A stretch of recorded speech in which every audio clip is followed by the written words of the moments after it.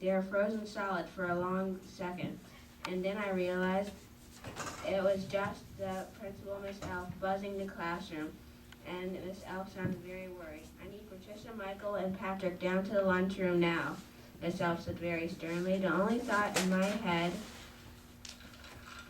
was, what am I going up against? When we arrived in the warm blue kitchen, we saw Miss Elf right away. She was walking in circles around the kitchen. When she saw us, she said, "Thank goodness you guys are here. There's been a lot of trouble lately. The cooks are all sick, and there's no one to cook. We are on the job," said Patricia, Patrick, and I. After Miss Elf left, we read the recipe for grilled cheese and washed our hands.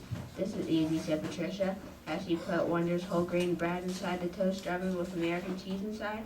20 minutes later, we had 316 grilled cheese sandwiches made. As soon as the kids take a bite of this, they'll be pleading on the floor for more, said Patrick. "Here come the kids," I shouted. The first kid to get a sandwich was Timmy Burns, and the last kid was Nicky Flynn. There was a moment of silence in the cafeteria as each kid took a bite of their sandwich. Then there was a big thundering noise. It sounded like a herd of elephants running at full speed. And at the next moment, every kid who had bought grilled cheese ran in with their grilled cheese sandwich and stood there in front of us with grilled cheese in their mouth. Then Timmy Burns, who was at the front of the line, shouted, "Fire!" Kids spit grilled cheese at us, hit us on the head with trays, and worst of all, threw the grilled cheese at us. Then Miss Elfton walked in, tasted the grilled cheese, spit out, and yelled at the top of her lungs, "You are fired!" "What type of cheese did you use?" I asked Patricia calmly. "This," and she showed me the American cheese. I looked at the expiration date. It said 12/25/09. "The cheese you used was years old," I told Patricia. Then the assistant principal, Miss Schreiber, walked in and said, "The lunch ladies are coming back tomorrow." "Yippee!" everyone shouted. "So I guess that's the end of our cooking career," said Patricia, Patrick, and I all together. A couple of days ago, I didn't like cooking until I had a very short cooking career. You go start cooking and get your cooking career started. Like a moment of silence. My teacher, Miss Breslin, sat quietly in front of room 209 using her laser beam stare to look for any cheaters on the spelling test. "Hey, Valeria," she barked, "keep your eyes on your own paper or I'll—" She was suddenly interrupted by the ear-piercing sound of the speaker. "Miss Breslin, I need Valeria, Emma, Lena, Mia, and Haley to the cafeteria now," Miss Elfalao announced. As Miss Breslin ushered us out, I thought, was I in trouble, or was this a reward? About 5 minutes later, we arrived in the enormous yet empty room of the cafeteria. I found myself sitting in the kitchen by the window.